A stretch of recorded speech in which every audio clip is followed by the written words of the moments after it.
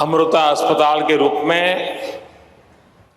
हम सभी को आशीर्वाद दे रही मां अमृतानंदमयी जी को मैं प्रणाम करता हूं। स्वामी आत्मा स्वरूपानंदपुरी जी, हरियाणा के राज्यपाल श्री बंडारू दत्तात्रेय जी, मुख्यमंत्री श्री मनोहर लाल जी, केंद्रीय मंत्रिमंडल में मेरे सहयोगी कृष्णपाल जी, हरियाणा के उप मुख्यमंत्री श्रीमान दुष्यंत चौटाला जी, अन्य महानुभाव, देवी और सज्जनों, अभी कुछ दिन पहले ही देश ने एक नई ऊर्जा के साथ आजादी के अमृत काल में प्रवेश किया है। हमारे इस अमृत काल में देश के सामूहिक प्रयास प्रतिष्ठित हो रहे हैं। देश के सामूहिक विचार जागृत हो रहे हैं। मुझे खुशी है कि अमृत काल की इस प्रथम बेला में मां अमृतानंदमयी के आशीर्वाद का अमृत भी देश को मिल रहा है। अमृता अस्पताल के रूप में फरीदाबाद में आरोग्य का इतना बड़ा संस्थान प्रतिष्ठित हो रहा है। ये अस्पताल बिल्डिंग के हिसाब से, टेक्नोलॉजी से जितना आधुनिक है, सेवा, संवेदना और आध्यात्मिक चेतना के हिसाब से भी उतना ही अलौकिक है। आधुनिकता और आध्यात्मिकता, इसका ये समागम गरीब और मध्यम वर्ग के परिवारों की सेवा का उनके लिए सुलभ, प्रभावी इलाज का माध्यम बनेगा। मैं इस अभिनव कार्य के लिए, सेवा के इतने बड़े महायज्ञ के लिए पूज्य अम्मा का हृदय से आभार व्यक्त करता हूं। स्नेहं तिन्ने, कारुण्य तिन्ने, सेवन तिन्ने, त्याग तिन्ने, पर्यायमाण अम्मा।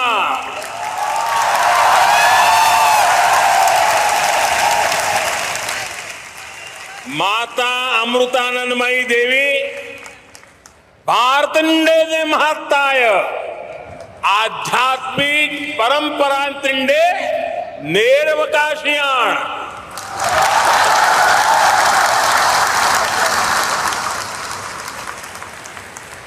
हमारे यहां कहा गया है, अयम निजः परो वेति गणना लघु चेतसाम उदार चरितानाम तुम वसुधैव कुटुंबकम।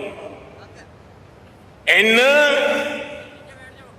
महाउपनिषद आशयमण अम्मयुड़े जीविता संदेशम।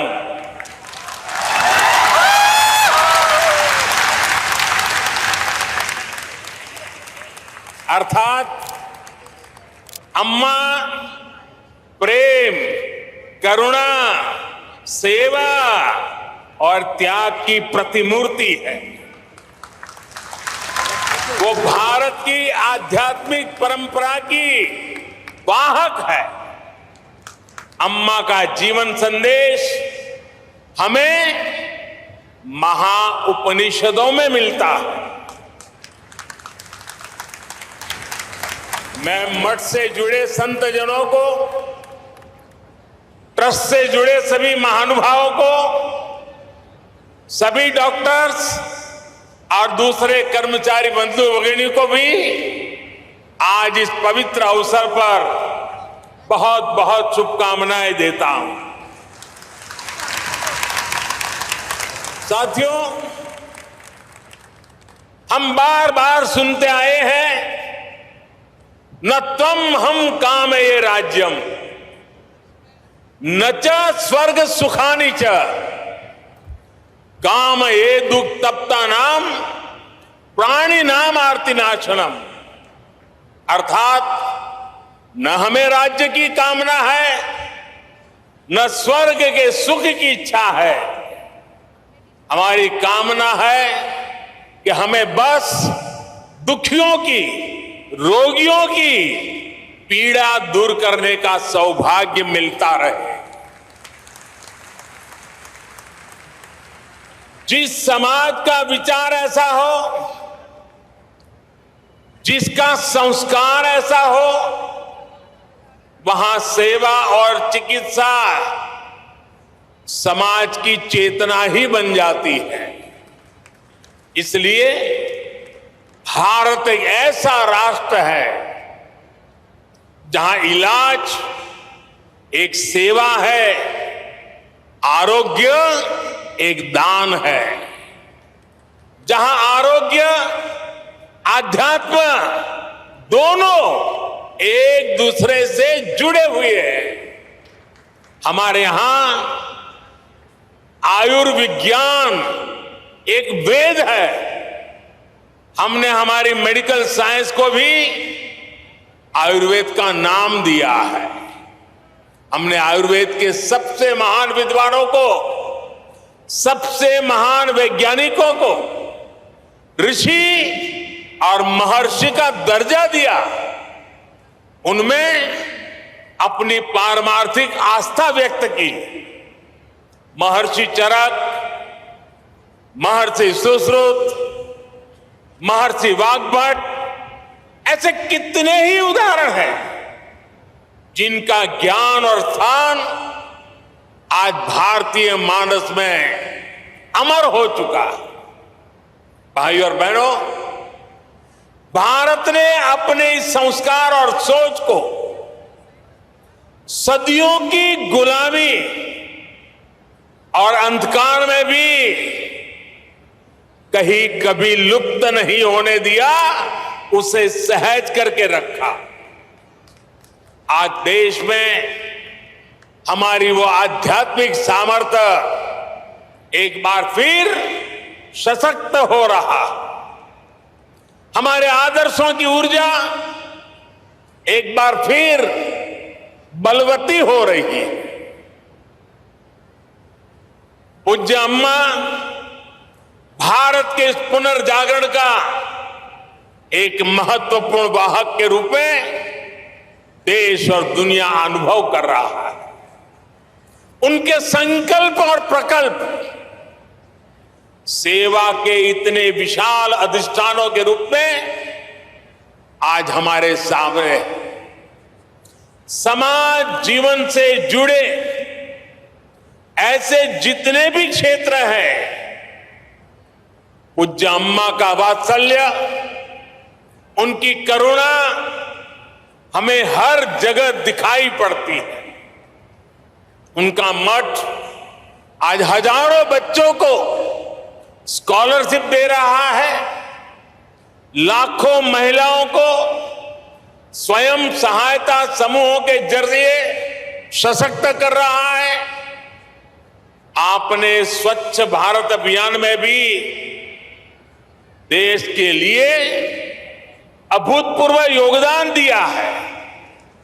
स्वच्छ भारत कोष में आपके द्वारा दिए गए बहुमूल्य योगदान के कारण गंगा किनारे बसे उस इलाकों में काफी काम हुआ।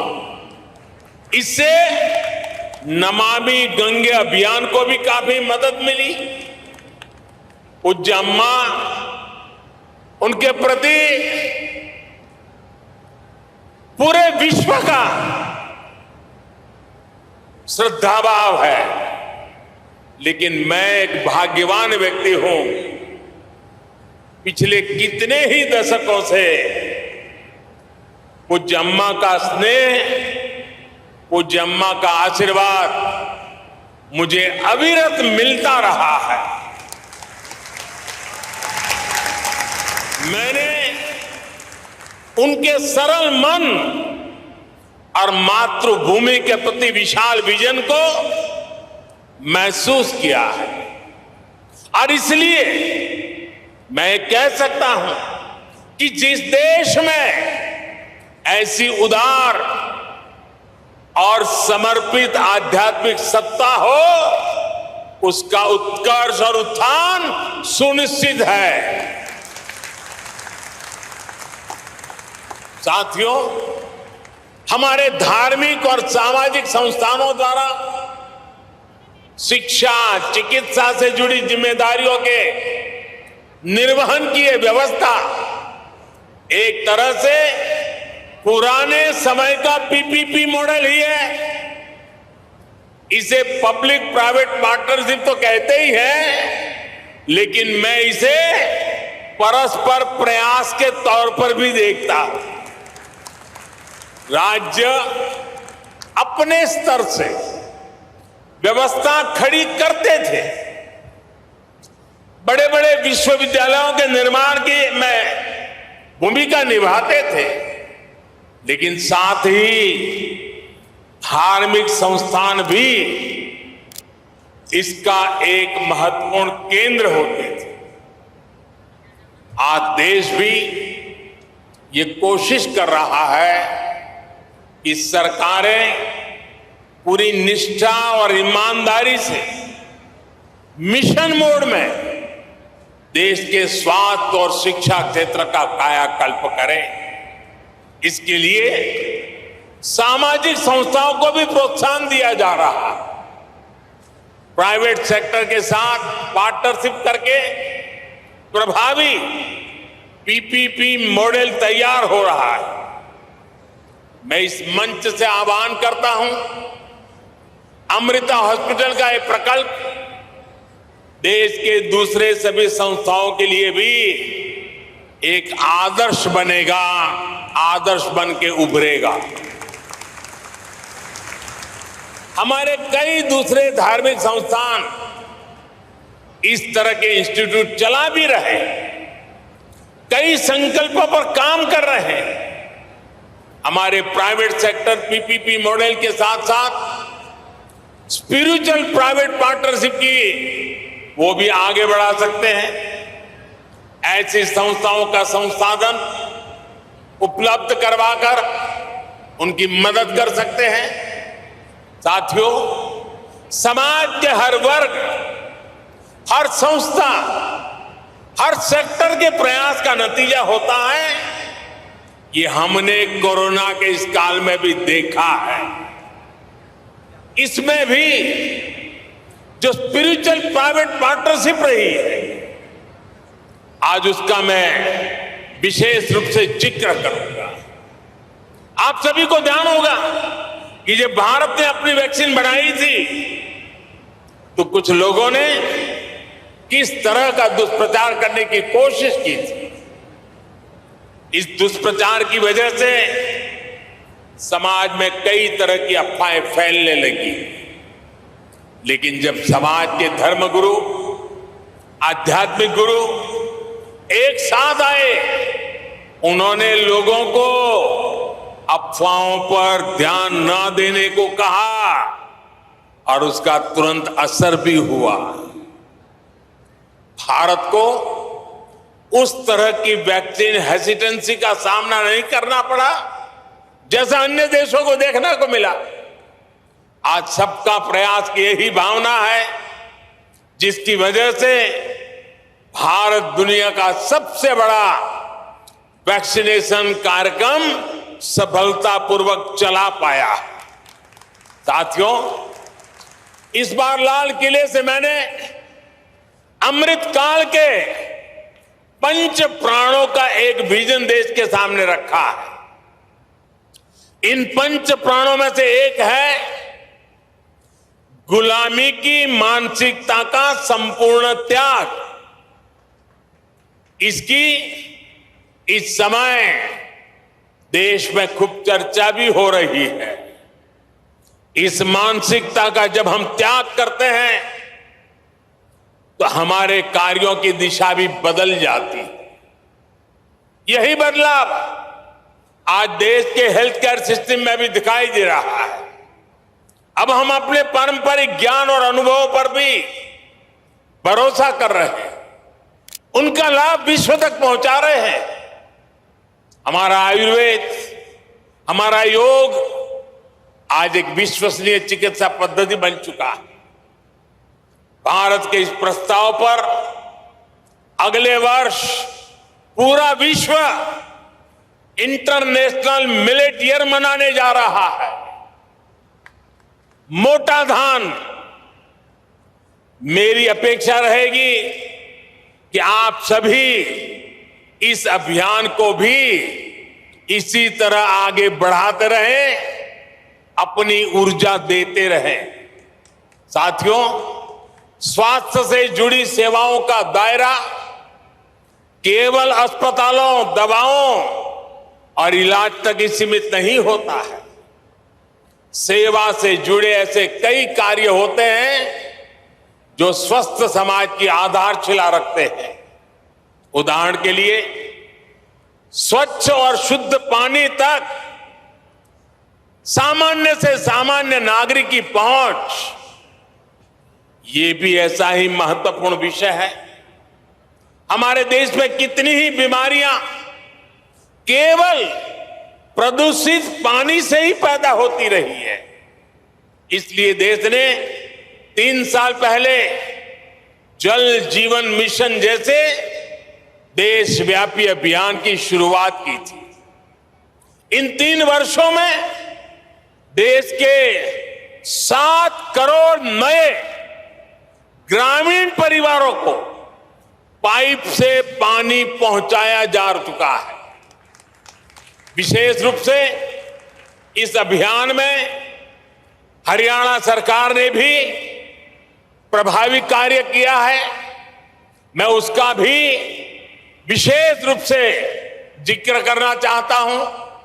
हरियाणा आज देश के उन अग्रणी राज्यों में है जहां घर घर पाइप से पानी की सुविधा से जुड़ चुका है। इसी तरह बेटी बचाओ बेटी पढ़ाओ में भी हरियाणा के लोगों ने बेहतरीन काम किया। फिटनेस और खेल, ये विषय तो हरियाणा की रगों में है, उसका हरियाणा की मिट्टी में है, यहां के संस्कारों में है। और तभी तो यहां के युवा खेल के मैदान में तिरंगे की शान बढ़ा रहे हैं। इसी गति से हमें देश के दूसरे राज्यों में भी कम समय में बड़े परिणाम हासिल कर रहे हैं। हमारे सामाजिक संगठन इसमें बहुत बड़ा योगदान दे सकते हैं। साथियों, सही विकास होता ही वो है जो सब तक पहुंचे, जिससे सबको लाभ हो। गंभीर बीमारी के इलाज को सबके लिए सुलभ कराने की ये भावना अमृता अस्पताल की भी है। मुझे विश्वास है कि सेवा भाव का आपका ये अमृत संकल्प हरियाणा के, दिल्ली एनसीआर के लाखों परिवारों को आयुष्मान बनाएगा। एक बार फिर पूज्य अम्मा के श्री चरणों में प्रणाम करते हुए, आप सबका हृदय से अभिनंदन करते हुए अनेक अनेक शुभकामनाएं। बहुत बहुत धन्यवाद।